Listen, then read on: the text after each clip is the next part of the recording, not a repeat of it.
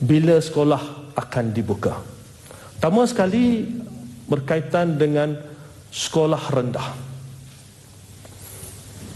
Untuk murid sekolah rendah, murid prasekolah, murid tahun 1 dan murid tahun 2 di seluruh negara akan hadir ke sekolah bermula pada 1 Mac 2021.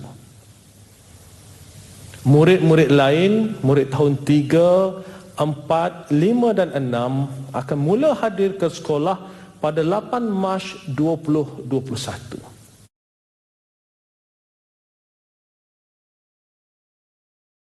Itu untuk murid-murid sekolah rendah. Seterusnya, murid sekolah menengah. Tentu ada yang bertanya bila. Dan tarikh untuk murid sekolah menengah adalah pada 4 April 2021 bagi kumpulan A, iaitu negeri Johor, Kelantan, Terengganu dan Kedah. Manakala untuk kumpulan B, ia akan bermula pada 5 April 2021. Tentunya ada yang tertanya-tanya, mengapa murid sekolah rendah pergi lebih awal dan tidak sekolah menengah? Kami di KPM kalau boleh kita nak bawa anak-anak ini ke sekolah.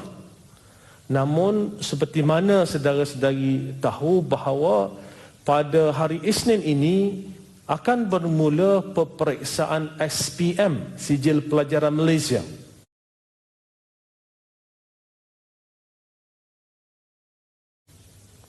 Peperiksaan SPM kali ini amat berbeza kaedah pelaksanaannya berbanding dengan SPM tahun-tahun sebelum ini. SOP untuk peperiksaan SPM adalah amat terperinci dan amat ketat bagi memastikan anak-anak kita yang akan menduduki SPM bermula pada hari Isnin ini dapat menduduki peperiksaan dalam keadaan tenang dan juga selamat. Berbeza dengan tahun-tahun sebelum ini, biasanya Dewan Peperiksaan ini hanya satu sahaja. Namun untuk SPM kali ini, bukan sahaja Dewan Peperiksaan perlu disediakan, tetapi kita juga menyediakan bilik alternatif. Sekiranya berlaku apa-apa melibatkan murid dalam Dewan Peperiksaan, ada bilik alternatif yang boleh digunakan. Selain daripada itu, kita sediakan juga bilik khas.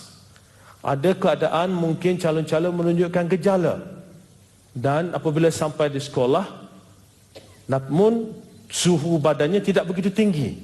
Jadi sebagai langkah untuk keselamatan, murid-murid ini akan ditempatkan di bilik khas.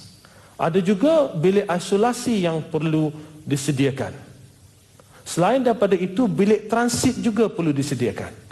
Bilik transit adalah untuk murid-murid yang mungkin ada kertas peperiksaan sebelah pagi dan perlu ada sedikit ruang masa sebelum menduduki kertas peperiksaan sebelah petang, maka perlu ada bilik transit untuk anak-anak ini.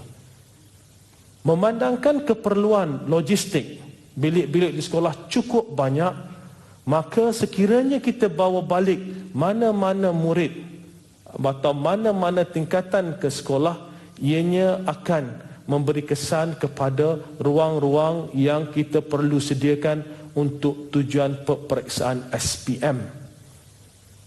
Oleh yang demikian, KPM mengambil keputusan bahawa semua murid sekolah menengah akan kembali semula ke sekolah selepas tamat cuti pertengahan penggal.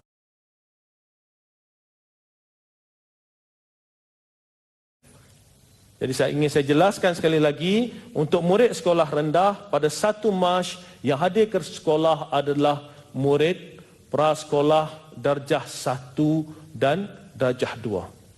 Pada 8 Mac, murid darjah 3, darjah 4, darjah 5 dan darjah 6 akan hadir ke sekolah.